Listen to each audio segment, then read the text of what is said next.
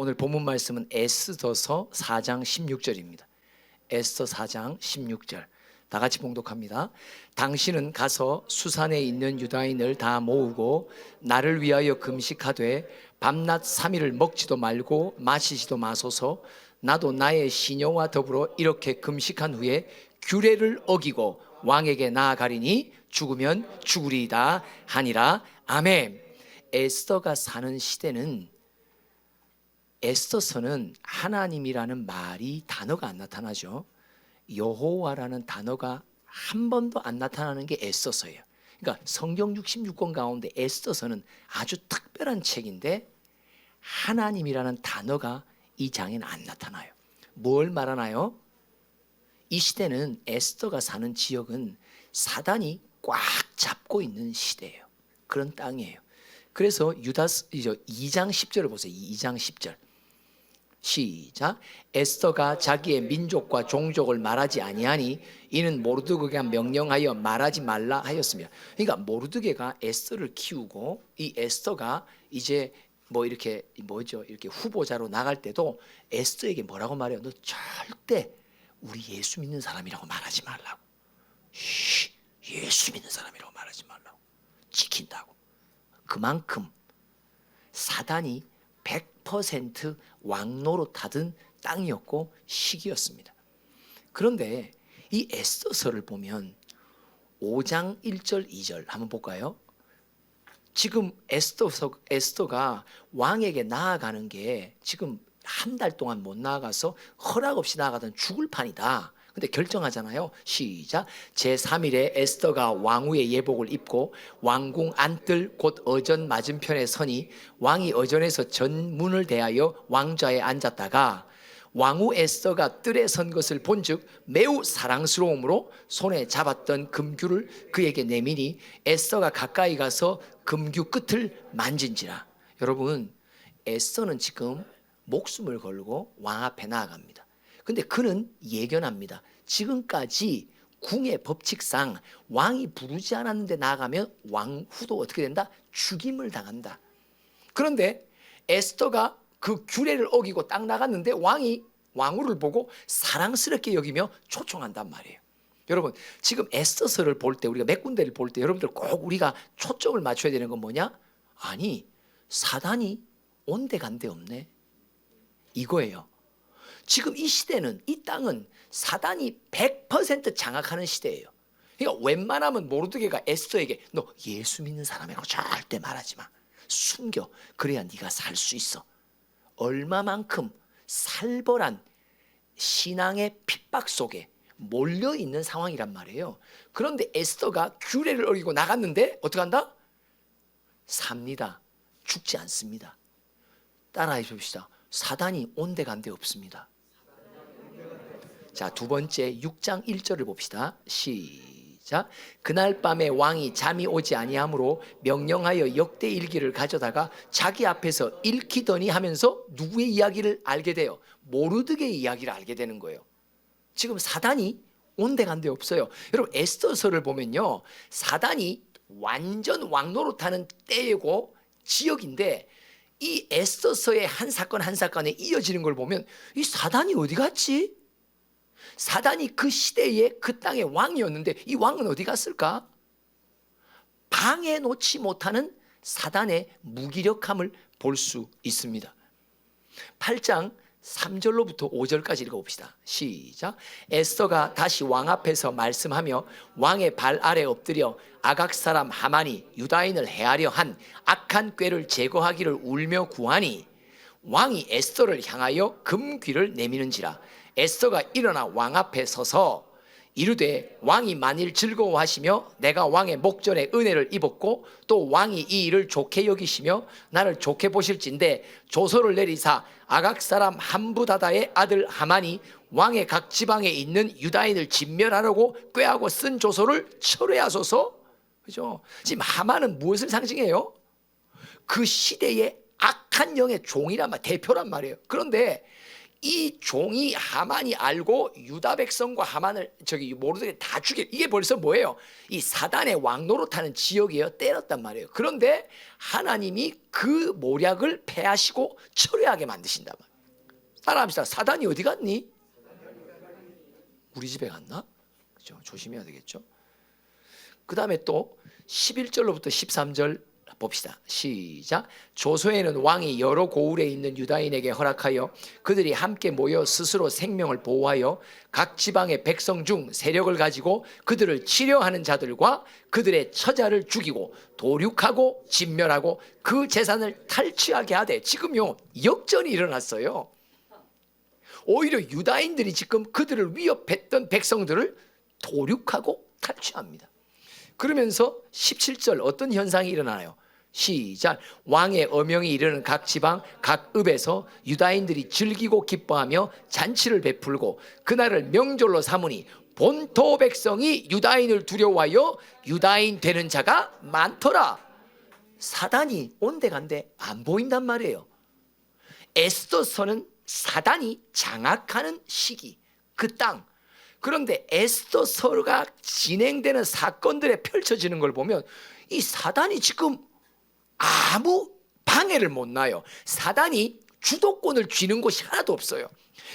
하만을 통해서 사단이 주도권을 쥐고 유다인들을 싹 몰살시키려 하는데도 극적으로 회복시키시고 건져내시고, 그 다음에는 건져내는 사건 속에서 오히려 거꾸로 도륙하고 탈취하고, 이것이 무서워서 그 시대의 사람들이 유다인이 되고자, 다른 말로 말하면 신앙을 개종하는 자들이 많아지기 시작했단 말이에요. 도대체 사단이 어디 갔을까? 거기다가 또 9장 13절에 보면 뭐라고 말해요? 하루만 더 왕에게 에스더가 말하, 내일도 도륙하게 해달라고. 아주 그냥 사단의 뿌리를 싸그리 뽑을 수 있도록 도와달라고. 이거 왕이 또 허락해요. 사단이 어디 갔습니까? 사단이 온데간데 안 보여요. 왜 사단은 에스더와 모르드게와 유다인들을 향해 하나도 공격을 못합니까? 자기 땅인데, 자기의 주도권을 쥐고 있는데.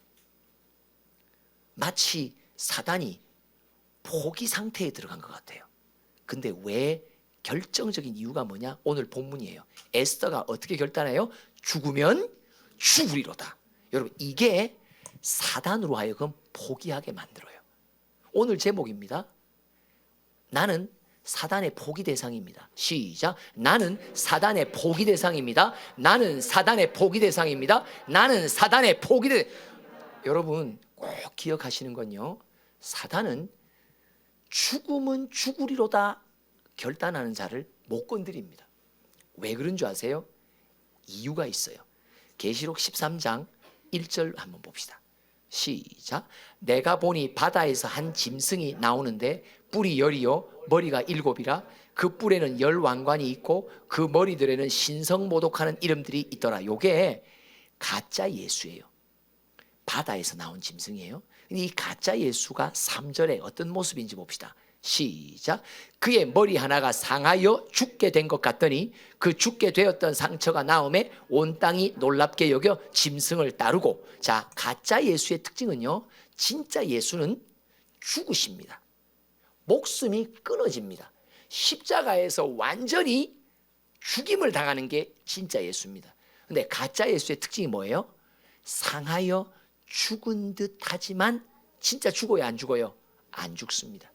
여러분, 에스더서 속에서 왜 죽으면 죽으리라 한 에스더를 사단은 못 건드릴까요? 포기 대상으로 에스더를 봅니다.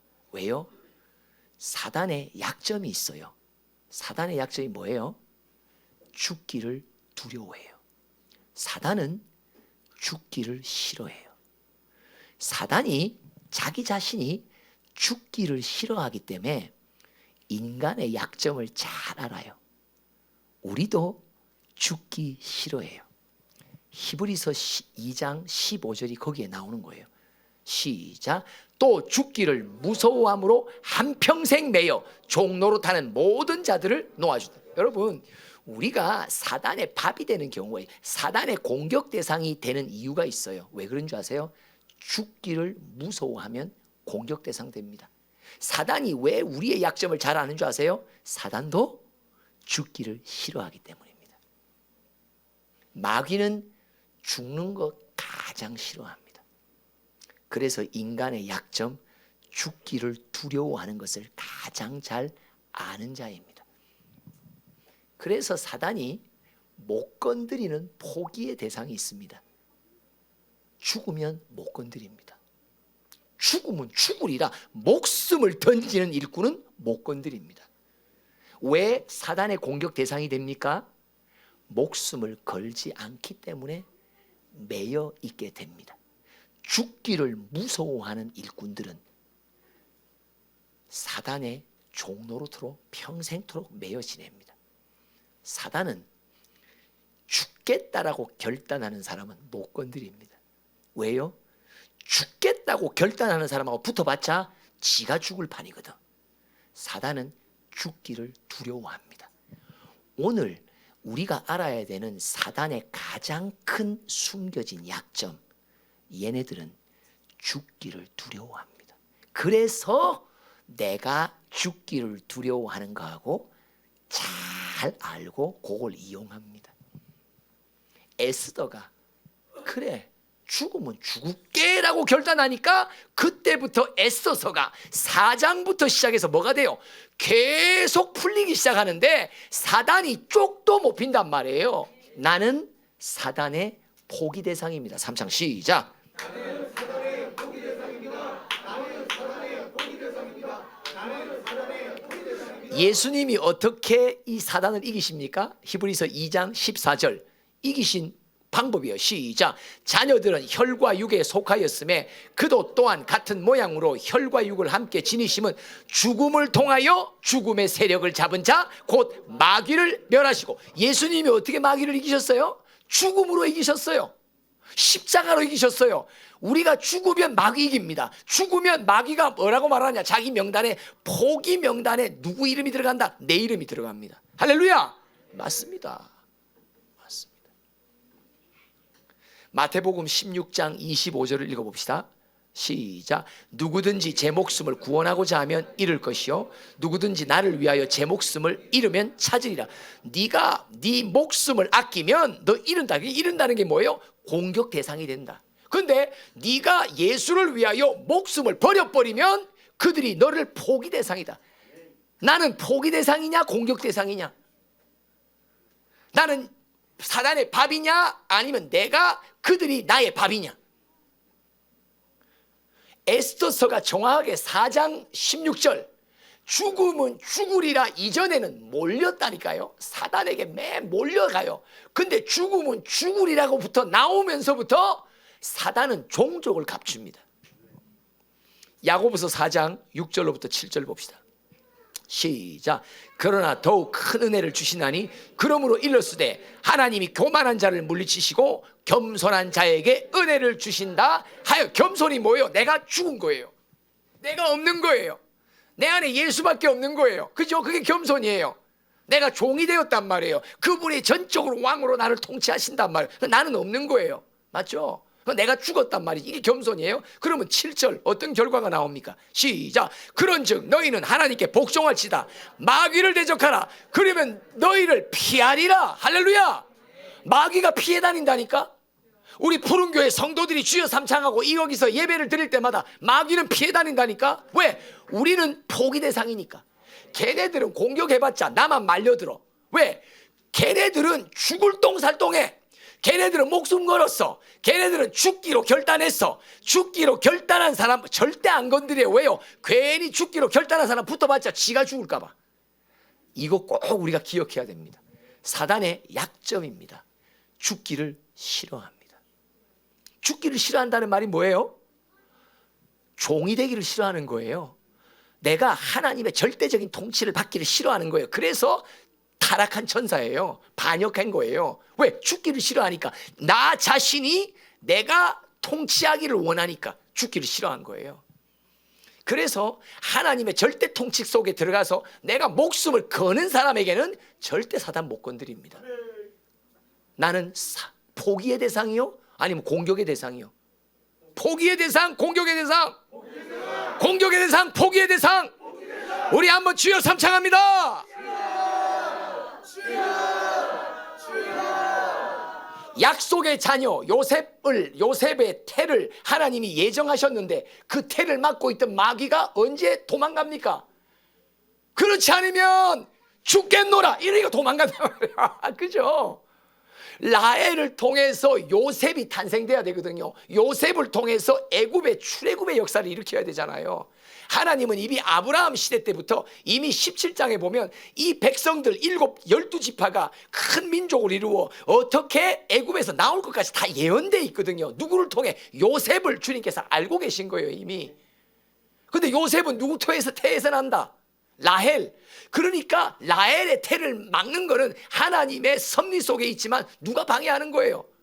사단이 방해했단 말이에요. 근데 라헬이 이런저런 수단을 쓰다가 자기가 결단합니다. 뭐야? 내가 그렇지 않으면 목숨을 거니까 그 다음부터 태를 막아섰던 방해가 사단이 꼼짝 못하는 거야. 그대로 그냥 휙 이래갖고 애가 팍 나온단 말이지. 할렐루야. 참 그렇게 또 태어난 분들도 계시죠. 야곱이 자식 요셉을 먼저 잃고 베냐민이 담보로 잡힌다 할 때 아주 큰 갈등을 일으키고 고민을 하잖아요. 왜요? 야곱이 지금 공격받고 있는 거예요. 어떻게 해야 돼? 야곱은 애굽으로 가야 돼요. 야곱과 70일은 애굽으로 들어가는 게 하나님의 뜻이에요. 근데 야곱이 주저한단 말이에요. 근데 하나님의 은혜가 뭡니까? 자식을 잃으면 잃겠노라. 목숨을 딱 걸어버리니까 그때서야 붙들고 있던 사단이 놓아버린단 말이에요. 포기의 대상입니까? 공격의 대상입니까? 사단이 우리의 이름을 딱 보고 얘네들은 건들면 아이고 내가 죽을 판이야. 사단이 뭐라고 말? 내가 죽을 판이야. 내가 죽기 싫으니까 걔네들은 안 건드리는 게 나아. 왜? 걔네들은 목숨을 걸었어. 사단은 못하는 게 있습니다. 절대 목숨 걸지 않습니다. 절대 목숨 걸지 않습니다. 도망자 이런 영화를 보면 막 경찰들한테 막 쫓기다가 와 계곡 밑으로 막 폭포가 막 몇백 미터 밑으로 막 어마어마한 폭포가 가는데 경찰한테 안 잡히려고 마귀한테 안 잡히려고 어떻게 지 목숨을 걸고 도망자는 떨어집니다. 근데 여러분 영화 가운데 쫓아오는 경찰이 그 사람 잡으려고 같이 떨어지는 사람 있습니까 없습니까? 아무도 없습니다. 마귀는 자기 목숨 안 겁니다. 그래서 가장 마귀가 두려워하는 일꾼은 뭔지 아세요? 목숨을 건 일꾼은 가장 두려워합니다. 못 건드립니다. 목숨을 집착하고 애착하는 사람은 반드시 잡습니다. 공격의 대상이 됩니다. 종노릇하게 됩니다. 그러나 내가 내 생명을 딱 걸어버리고 목숨을 딱 걸었고 내가 죽으면 죽겠노라. 그렇지 않으면 죽겠노라. 내가 자식을 잃으면 잃겠노라. 할렐루야. 이거 하면 못 건드립니다. 그래서 지금 주의 사자의 걸음을 보세요. 마귀가 못 건드리잖아요. 맞죠? 마귀가 못 건드려요. 다윗이 싸울 때 계속 목숨 걸고 싸울 때 마귀가 못 건드려. 근데 모두가 싸울 때 쉴 때 어떻게 한다? 건든단 말이에요. 쉼 없이 우리가 생명을 바쳐서 목숨을 걸고 죽으면 죽겠노라 할 때 마귀는 우리를 가리켜 말합니다. 쟤네 이름은 포기 명단에 들어가 있다고. 더 이상 건들지 말라고. 왜? 사단이 죽기 싫어하기 때문에 죽음을 각오하는 일꾼은 절대 안 건드립니다.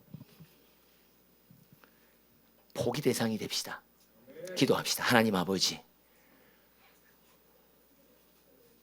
삼킬 자를 두루 찾아다니는 마귀, 그러나 목숨 건 일꾼들만은 결코 건들지 못하며 포기의 대상이 된다고 하셨는데, 주여 우리 모든 교우들이 포기의 대상이 될 수 있도록 오늘도 이 시간 목숨을 걸며 주 앞에 나아가며 내 인생을 전체를 던지며 내 미래를 던지며 내 목숨을 거는 결단을 우리 모두가 하도록 축복하여 주시옵소서. 예수님의 이름으로 기도합니다. 아멘.